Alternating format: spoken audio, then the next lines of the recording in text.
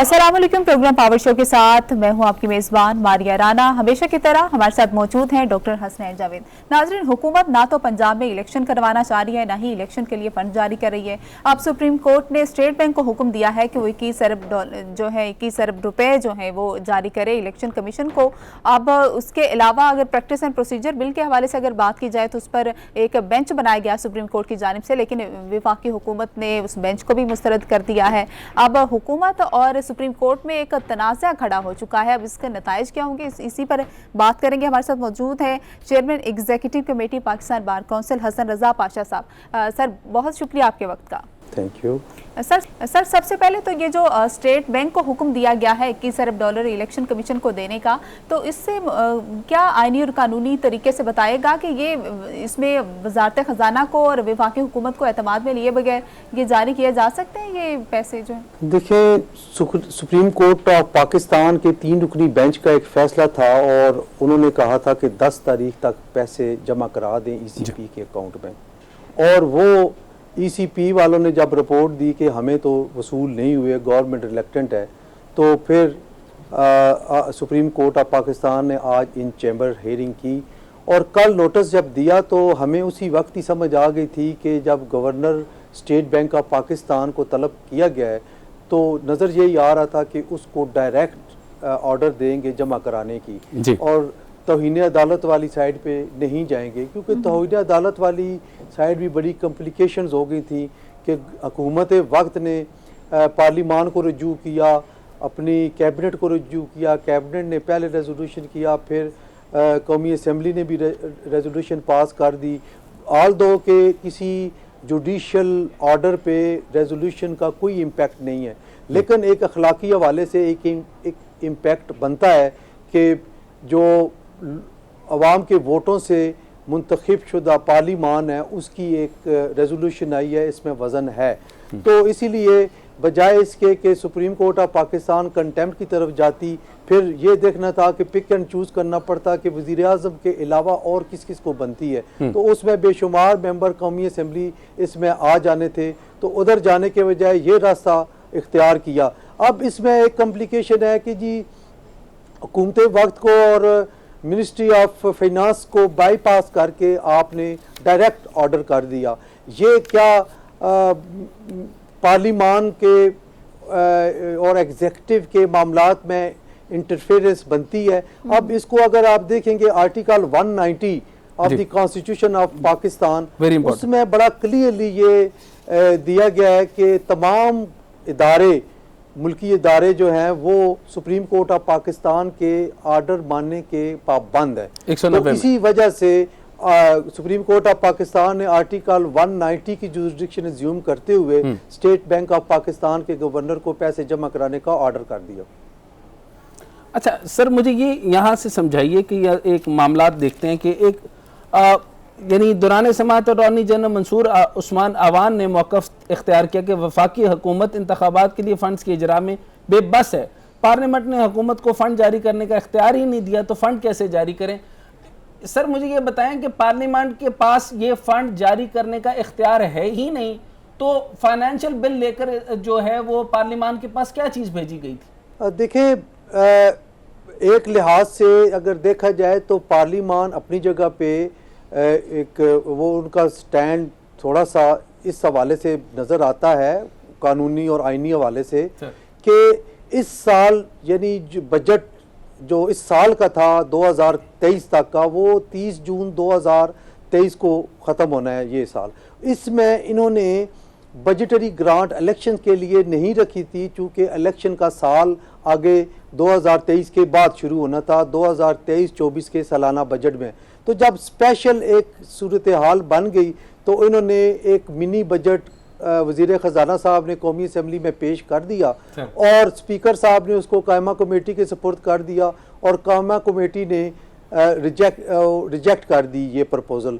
देखें, जब दो इदारे दोनों ये समझ रहे हों कि हम आइन और कानून के ज़ाब्ते में रहते हुए ये बात कर रहे हैं, तो जिद दोनों साइड पे हमें नजर आ रही है, अनाएं दोनों साइड पे नजर आ रही हैं। सर यहाँ और पर ये और ये फरमाइए लग सर। रहा है कि ये मामलात यहाँ पे खत्म नहीं होंगे बल्कि आगे जाएंगे। बहुत आगे जाएंगे सर। ये हेड एंड क्लूजन होने जा रहा है। सर। अल्लाह खैर करे कि किसी ताले अज़मा को हमें बर्दाश्त ना करना पड़े अब या क्योंकि गैर सर मैं जमहूरी क्योंकि एनालिसिस मॉड में तो नहीं हूँ। उनके लिए मौका मिलेगा इस तरह इंटरवेंशन करने में। मैं सर क्योंकि अभी एनालिसिस मोड में नहीं हूं, मैं तो आपसे इस वक्त तालिबाना तौर पर मैं समझना चाहता हूं कि ये मैटर बन क्या रहा है और इतनी कॉम्प्लिकेशंस जो पैदा हो रही हैं। सर ये बताएं सर, नंबर यानी वन लाइनर पहले समझाइएगा कि वफाक जो है वो हमेशा से जो है वो इलेक्शंस के लिए पैसे जारी नहीं करती रही।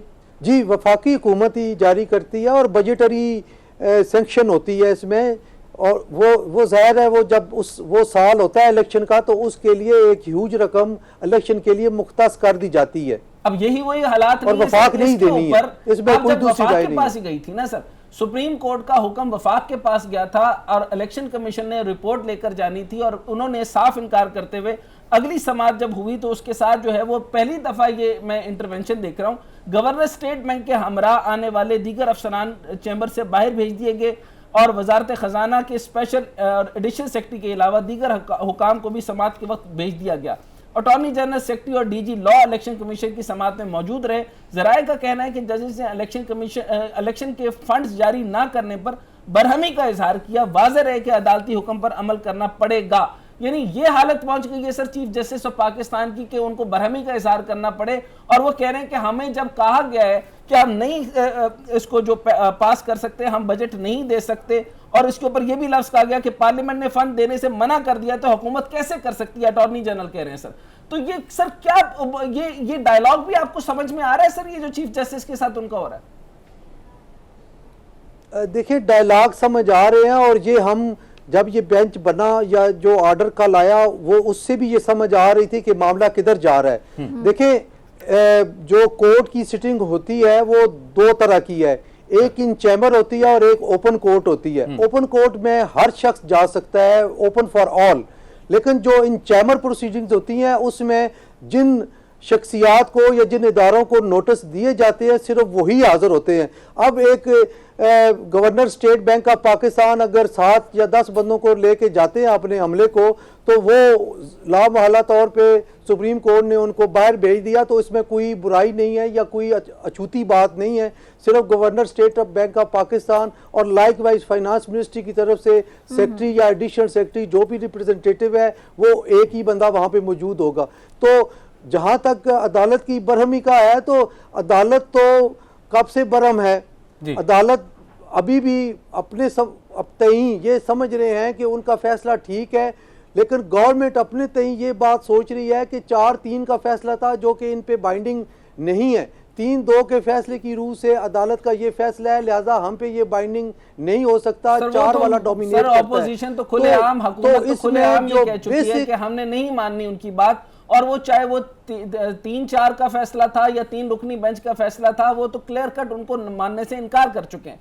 अच्छा, अब मुझे ये बताएं सर, जब चीफ जस्टिस साहब ये फरमा रहे हैं, आपने जैसे बड़ी जबरदस्त बात की कि लेकर जाना चाहिए था इलेक्शन कमीशन को और 2 ही लोग कंसर्न बनते हैं, एक वजारत खजाना बनती है और इलेक्शन कमीशन जो है वो चीफ इलेक्शन कमीशन या डीजी इलेक्शन कमीशन जिन्होंने जवाब देना था। उन्होंने कहा कि हम आपको बजट हम फंड्स नहीं दे सकता क्योंकि पार्लियामेंट ने हमें इनकार कर दिया। अब मुझे बताएं कि चीफ जस्टिस ने कौन से लॉ के मुताबिक जो है वो स्टेट बैंक ऑफ पाकिस्तान के चेयरमैन को बुलाया। मुझे ये तुक और मंतक समझ नहीं आ रही, क्योंकि स्टेट बैंक डायरेक्ट तो कोई किसी भी यानी अमूर सल्तनत में या अमूर मुमलकत के अंदर किसी भी डायरेक्ट जगह के ऊपर खजाने में से पैसा निकाल के नहीं दे सकता। फरमाइएगा। जी बिल्कुल, ये बात अपनी जगह पे दुरुस्त है और स्टेट बैंक का स्टेटस भी अब चेंज हो चुका है। एग्जैक्टली। देखिए, स्टेट बैंक को ऑटोनॉमी हासिल हो चुकी है और स्टेट बैंक इस तरह वो मतहती वाले चक्कर से टू सम एक्सटेंड निकल गया है, लेकिन उसके बावजूद आर्टिकल 190 की प्रोविजन को इन्वोक करके सुप्रीम कोर्ट ऑफ पाकिस्तान ने ये ऑर्डर दिया है। क्योंकि मुझे ये लग रहा है कि ये जो ऑनरेबल 3 रुकनी बेंच है ये डिटरमिन है कि फौरी तौर पे उस पे अमल दरामद हो जाए। तो सर फिर तौहीन अदालत की कार्रवाई किसके ऊपर होगी? तौहीन अदालत की कार्रवाई किसके ऊपर होगी? नहीं, ये इंपॉर्टेंट बात है सर। आपने फरमाया था कि अब जो चीफ जस्टिस साहब हैं उन्होंने कंटेम्प्ट को हटाने के लिए या कंटेम्प्ट की कॉम्प्लिकेशन में जाने के बजाय उन्होंने ये वाला मामला इख्तियार किया और उन्होंने कहा कि बुलाया जाए और बताया जाए कि अदालती हुक्म को इंडोर्स कैसे किया जाता है और इंडोर्स किया जाए। ये तो ऐसे ही हो गई कि वो अदालत मिन्नत पे उतर आई है कि भाई मेरी बात मानो, लेकिन सर कंटेम्प्ट की तरफ नहीं जाएंगे। दूसरी तरफ जब अगर ये जो है वो स्टेट बैंक को बुलाते तो स्टेट बैंक की जुरिस्डिक्शन सर मुझे बता दीजिए, मैंने तो आज तक नहीं पढ़ा, मेरी तो सारी की सारी फाइनेंशियल काबिलियत का जो है मलिया मेट हो चुका है कि state bank of Pakistan direct कैसे इशू कर सकती है पैसा इलेक्शन कमीशन। यही बात है ना, कुछ अनहोनियां हो रही हैं। मसलन ये भी एक अनहोनी हुई है कि आर्टिकल 75 के तहत एक बाकायदा प्रोसीजर दे दिया गया कि एक्ट किस तरह बनना है, कानून साजी किस तरह होनी है और सदर ने किस तरह साइन करने हैं, और जब 10 दिन गुजरने के बाद सदर साइन नहीं करता तो वो ऑटोमेटिकली कानून बन जाएगा। ये आर्टिकल 75 में लिखा हुआ है, लेकिन आर्टिकल 75 को रास्ते में रोक दिया गया कि सदर साहब के पास दोबारा गया हुआ है कि उनकी असेट लेने के लिए, और अभी उन्होंने ना इनकार किया है ना इकरार किया है, और उधर से restraining order supreme court of Pakistan की तरफ से आ गया है कि ये बन ही नहीं सकता कानून, और इसको उस वक्त तक जो है वो स्टे कर दिया जाता है और 2/5 की डेट दी जाती है। ये भी अनहोनी हुई है कि अगर कानून बने ही नहीं है, अभी वो बिल की शक्ल में है और बिल को चैलेंज करके स्टेटस को जारी कर दिया गया है, तो ये आजकल हम अनहोनियां सर फाइनेंशियल बिल भी नहीं जाया करता। कब तक सर सादा ये बात होती कि वजीर आजम नहीं मान रहे थे, अपने उत्ते कंटेम्प्ट ला ले, उन्हें अपने उत्ते कंटेम्प्ट नहीं लवाई और कह रहे कि नहीं हम फलां कर लेते हैं, अब इलेक्शन कमीशन को पहले दे देंगे और फिर state bank of Pakistan. Seriously मुझे तो बिल्कुल वेग नजर आ रहा है। अब सर ये बताइए कि एक तो आर्टिकल 190 हो गया, आइन का आर्टिकल 191 यानी 191 क्या कहता है, और जरा इसे बताइए। ये जो कह रहा है वो मैं आपके सामने पढ़ देता हूं ताकि आवाम भी सुन ले। वो ये कहता है कि sir 191 rules of procedure subject to the constitution and law the Supreme Court may make rules regulation and practice and procedures of the court. तो आपको लगता है कि सुप्रीम कोर्ट की तरफ से या चीफ जस्टिस ऑफ पाकिस्तान के तजवीज करदा बेंच की तरफ से 191 के तहत कोई और प्रैक्टिस एंड प्रोसीजर बिल के अमेंडमेंट के साथ कोई और मामला बनाया जाएगा? देखें, हुकूमत वक्त ने जब ये बिल बनाया तो उन्होंने भी आर्टिकल 191 से ही ये इख्तियारात डिराइव किए। और देख स्टार्ट कैसे हो रहा है, subject to constitution and law. It means के ऑर्डिनरी लॉ बन सकता है। अगर इसमें एंड लॉ का लफ्ज ना होता तो फिर सब्जेक्ट टू कॉन्स्टिट्यूशन सिर्फ लिखा होता, तो फिर कॉन्स्टिट्यूशन में अमेंडमेंट किए बगैर रूल्स में अमेंडमेंट नहीं हो सकती थी। अब हुकूमत वक्त ने जो ये बिल बनाया तो एंड लॉ वाला जो ये दो लफ्ज हैं इनको बुनियाद बना के तो कहा कि हम सबऑर्डिनेट जो है लॉ उसको उस कानून साजी वो हम कर सकते हैं, लिहाजा वो करके वो मुतालबे जो बार एसोसिएशंस और पाकिस्तान बार कौंसिल ने पिछले 2 दहाइयों से कर रखे हैं 184(3) की एपेलेट राइट लेने के लिए, फॉर कॉन्स्टिट्यूशन ऑफ बेंचेस के लिए और केसेस की फिक्सेशन के लिए और रिव्यू के लिए अपनी मर्जी का नया वकील करने के लिए, जो कि आर्टिकल 10A के तहत आता है, फेयर ट्रायल में आता है। तो ये 4-5 ऐसी चीज़ें हैं जिसमें मेरा ख्याल ये है कि जो सबसे फ़ायदा होगा इनकी इम्प्लीमेंटेशन होने से वो अवाम नास को फ़ायदा है, किसी फ़र्द को या किसी इदारे को नहीं है। लेकिन इस वक्त इन हालात में सुप्रीम कोर्ट ऑफ पाकिस्तान ये समझ रही है कि कॉन्स्टिट्यूशन ऑफ बेंचेस का जो इख्तियार जनाब चीफ जस्टिस साहब से लेके 3 रुकनी कमेटी को सुपुर्द किया जा रहा है, तो इसका मतलब ये हुआ कि सुप्रीम कोर्ट के इख्तियारात में तजावुज़ हो रहा है। हालांकि Supreme Court means all the जजेस of Supreme Court, not only the chief justice.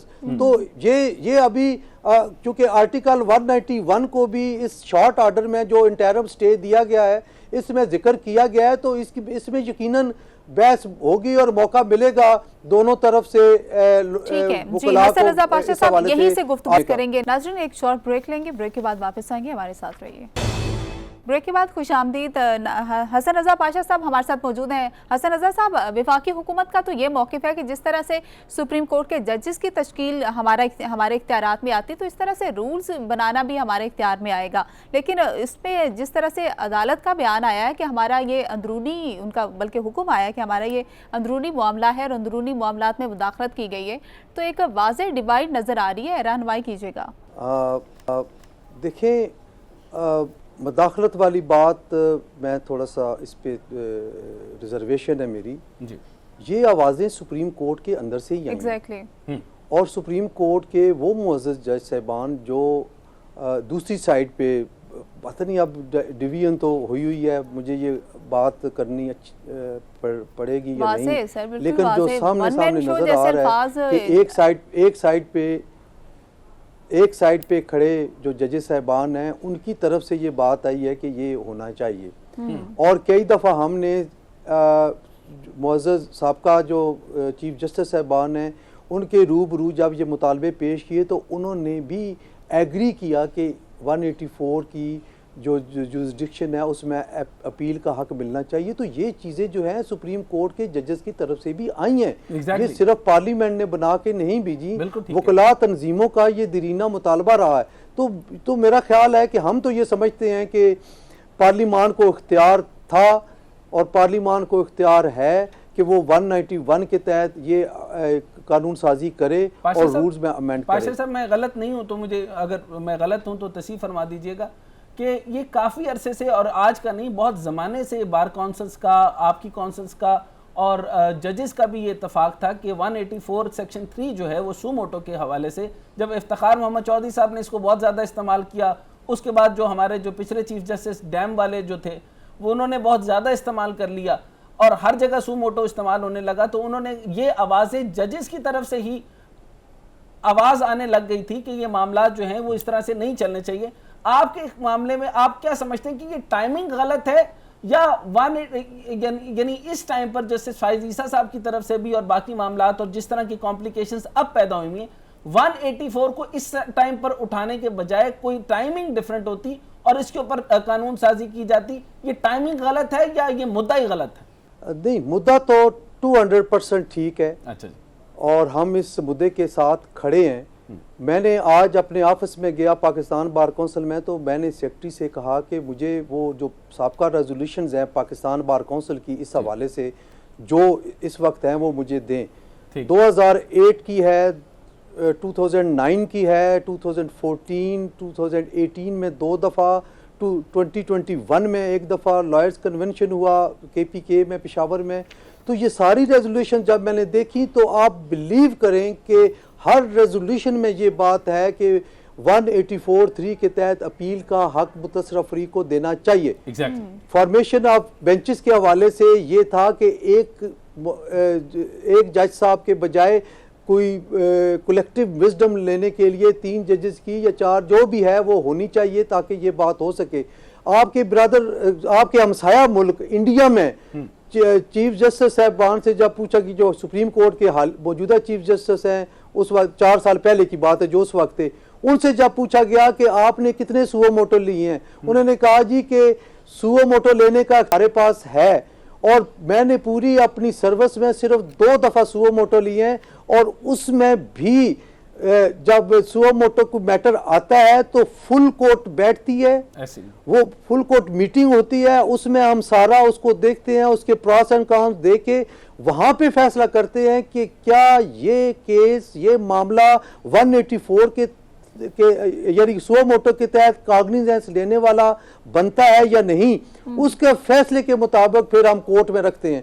तो बात ये है कि अगर वहां पे पूरी कोर्ट बैठती है, यहाँ पे अगर 3 जजेस का कह दिया गया है तो कोई बुरी बात नहीं है। एक और चीफ जस्टिस साहब का ऑफिस जो है वो 2 सीनियर जजेस के साथ कैसे शेयर होगा और आपको नहीं लगता कि उनके इख्तियारात कम हो जाएंगे? जाहिर है वो चीफ जस्टिस साहब हैं।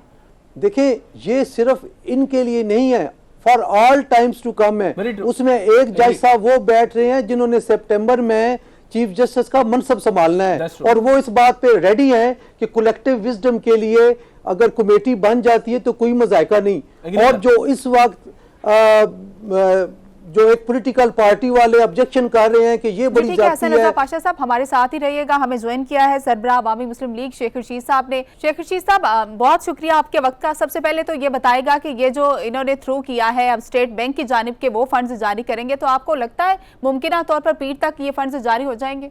मैं तो अदलिया को जीते देखता हूँ और गवर्नमेंट को जलील और रुसवा होते देखता हूँ, और इनको ये सिविल नाफरमानी की तरफ जा रहे हैं, और जो अदलिया का हुक्म ना माने, आइन और कानून का आलम बुलंद ना करने में रुकावट डाले, वो बगावत के जुमरे में आता है। और हमारी हुकूमत में स्टेट बैंक आजाद हो गया था, जी वरना उसके गवर्नर को जो लाइली की शुरुआत है गवर्नर स्टेट बैंक से होंगी, और अल्टीमेटली शहबाज शरीफ साहब भी इस रडार में आ जाएंगे, और यही आसद जरदारी चाहते होंगे। क्योंकि मसला क्या है कि इलेक्शन से भागना, बस क्या मसला है, $21 बिलियन। अच्छा सर, हसन पाशा साहब हमारे साथ हैं, उन्होंने माहिर कानून भी हैं, बार काउंसिल के प्रेसिडेंट भी हैं। सर फरमा रहे हैं कि किसी भी सूरत में जो, और मेरा भी अपनी जाती राय है बीइंग इकोनॉमिस्ट, कि स्टेट बैंक ऑफ पाकिस्तान तो पैसे रिलीज कर ही नहीं सकता, तो चीफ जस्टिस ऑफ पाकिस्तान ने यानी स्टेट बैंक ऑफ पाकिस्तान, यानी कानून हसन रजा ने पढ़ा है, आपने पढ़ा है, स्टेट बैंक वाले अंधे हैं, स्टेट बैंक तुन के रख देगा इनको। आप 8-10 दिन की मोहलत, यानी कानून स्टेट बैंक ने नहीं पढ़ा हुआ और हसन रजा ने पढ़ा हुआ है कि स्टेट बैंक को पैसों का नहीं कहा जा सकता। स्टेट बैंक आपके मुताबिक कहा जा सकता है सर? हाँ, कहा जा सकता है, बिल्कुल दुरुस्त का है। आईनी कानूनी तरीके से स्टेट बैंक को जो कहा गया है वो एक आईनी फैसला है, और स्टेट बैंक एक आजाद अदारा है। स्टेट बैंक अब किसी के पाबंद नहीं है, हुकूमत पाकिस्तान के ताबे नहीं है governor state bank. Sir IMF के मुताबिक आपको पिछले रूल्स का पता है सर? उसके मुताबिक वजारत खजाना यानी इसाकदार ही की गलतियों की वजह से ये हुआ था कि आप जो है वो प्लश मनी या जो वहां पे रिजर्व मनी है, जैसे 30 अरब 40 अरब इसाकदार पैसे निकाल लिया करता था, उससे ये सिलसिला खत्म हो गया। अब स्टेट बैंक ऑफ पाकिस्तान वजारत खजाना को रिलीज नहीं कर सकता, और इसी तरीके से जो स्ट्रक्चर है उसके मुताबिक जो है वो डायरेक्ट किसी भी यानी गवर्नमेंट के स्ट्रक्चर के ऊपर या गवर्नमेंट के इदारे को डायरेक्ट पैसा भी फराहम नहीं कर सकता। उसको इलेक्शन कमीशन के बजाय वजारत खजाना ही के पास जाना चाहिए पड़ेगा। देखिए, वजारत खजाना के अंडर अब स्टेट बैंक जो है वो नहीं आता। नहीं आता, आई नो फरमाएं। नहीं मैंने इस्लाह कर ली, नहीं आता, आई नो। आप अपनी इस्लाह फरमाएं। इसहाक डार एक गलत डॉक्यूमेंट और टेम्परिंग के जरिए, मुशर्रफ के दौर में भी हमने जुर्माना अदा किया IMF को। इंतहाई परले दर्जे का झूठा इंसान है जो 200 का डॉलर करते करते 300 पे ले गया, और IMF के साथ 1 साल से हमारी नेगोशिएशन जारी है जी। कल पूरे 1 साल हो गए हैं, और IMF ने कहा कि हमें यकीन है कि पाकिस्तान घाना, उसके प्रेसिडेंट ने कहा कि पाकिस्तान श्रीलंका और घाना नहीं बनेगा, ये हमें यकीन है। और जिन बुनियादों पर पैसे मिलने जा रहे हैं या यकीन दहानियां हो रही हैं, ये सारे पाकिस्तान का जनूबी एशिया जो है, ईरान की एम्बेसी सऊदी अरब में खुल गई, UAE में खुल गई, लेबनान आ रहा है, शाम आ रहा है, शाम की एम्बेसी सऊदी अरब में खुल गई। हम अकेले दुनिया में तनहा टबक टुइयां खेल रहे हैं और चाबी के खिलौने बने हुए हैं, और हमारा सिर्फ एक ही मकसद है कि इलेक्शन ना हो। हमारे बाप की हुकूमत है, हमारी बिल्कुल दुरुस्त है कि वो 27 किलोमीटर पर हमें कब्जा करवाया गया है। इस कब्जे को बहाल रखेंगे, तुम्हारा बाप भी बहाल नहीं रख सकता। और आप नोट रखें, अदलिया जीतेगी, वरना लोग इतने जूते मारेगी इन लोगों को, थोड़े दिन इंतजार करें। अदलिया बिल्कुल, आपकी बात बिल्कुल दुरुस्त है, मैं आपकी बात समझ रहा हूं। आपने सिर्फ मेरी अर्ज नहीं सुनी, मैं आपकी बात मान गया, मुझे पता है। स्टेट बैंक का सर मैंने सिर्फ अर्ज ये किया था कि मुझे बात बिल्कुल क्लियर है कि स्टेट बैंक जो है वो अलग हो गई थी इसहाक डार की गलतियों की वजह से।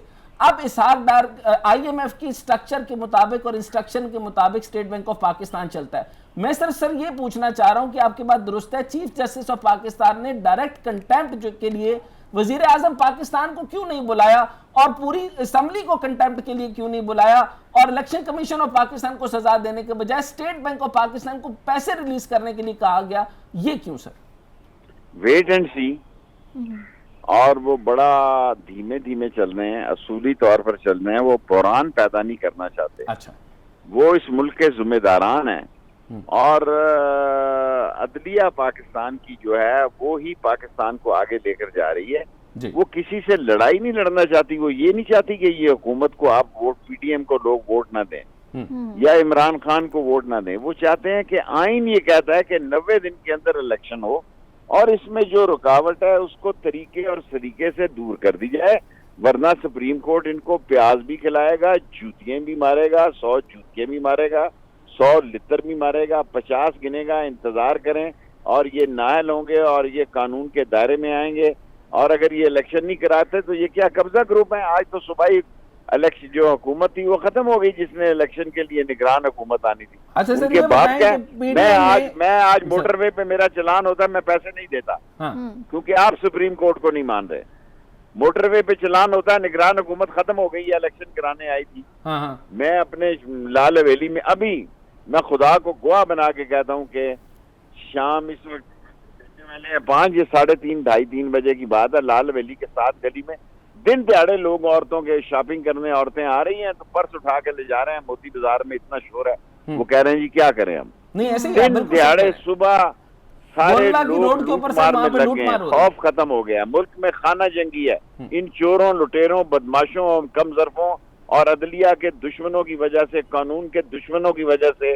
सिविल नाफरमानी नहीं, खाना जंगी और कैद की तरफ मुल्क जा रहा है। जब उसको पता लगा कि भाई ये यहाँ पकड़ने निकलने लगी है कौम और हमें घरों से खींच के निकालेगी, तो फिर ये सारी कॉन्फिडेंशन जो है, जो कॉन्फिडेंट है, ये निकल जाएगा। अच्छा, इसका फ्यूचर क्या होगा सर? पीडीएम ने तो सुप्रीम कोर्ट से प्रैक्टिस एंड प्रोसीजर बिल पर अदालत उस्मा के 8 रुकनी बेंच के क्याम को ही मुस्तरद कर दिया। अब ये एक नई बात और नई चाल खेलने जा रहे हैं कि उस पूरे कोई नई बात बेंच को नहीं है। मुस्तरद करने की 15 बात कर रहे हैं। 15 जज हैं, इसमें से एक जज को उन्होंने जानबूझकर नहीं रखा।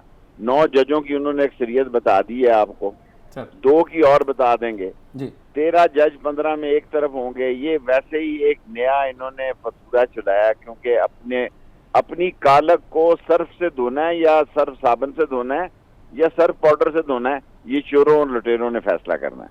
ये स्याही और कालक, ये इज्तिमाई कबर इनकी खुदेगी, ये अवाम में जाने की पोजीशन में नहीं है। देखे ना, पोजीशन में नहीं है, इसलिए ये आराम और खुदा के घरों में भी बुलेट प्रूफ जैकेटें और बुलेट प्रूफ सिक्योरिटी मांगते हैं। पता है कि वहां भी, और नोटिफिकेशन जारी होता है कि जो चोर का नारा लगाएगा उसको 10 साल कैद होगी मक्का और मदीना में। अच्छा पाशा साहब मेरे साथ हैं सर। आप ये सर एक और बात बताइए मुझे कि अब ये जो मामला बन रहा है इसमें आपको जो वाज़ेह डिवाइड है, इसके ऊपर एक मैं आपसे पूछना चाहता हूं कि जैसे फायज ईसा साहब को जो है वो 50 की जो गोल्डन जुबली के ऊपर तशरीफ लाए, मेरे ख्याल में तो सिर्फ उनके अपनी इंडिविजुअल कैपेसिटी में सबको बुलाया गया था, तो उनका वहां जाना आप किस नजर से देखते हैं कि उनका वहां जाना कैसा था? मैं फजूल चीजों पे और फजूल बातों पे तबसरा नहीं करता, और ये फाइक ईसा जाने और सुप्रीम कोर्ट जाने और कौमी असम्बली जाने, इस कौमी असम्बली की कोई औकात नहीं है। ये जुमा बाजार है, ये चोरों लुटेरों ने इसको स्काई लैब से नीचे गिराया है, अब ये जमीन से नीचे गिरने वाली है। इनके पास 2 ताई अक्सरियत नहीं है।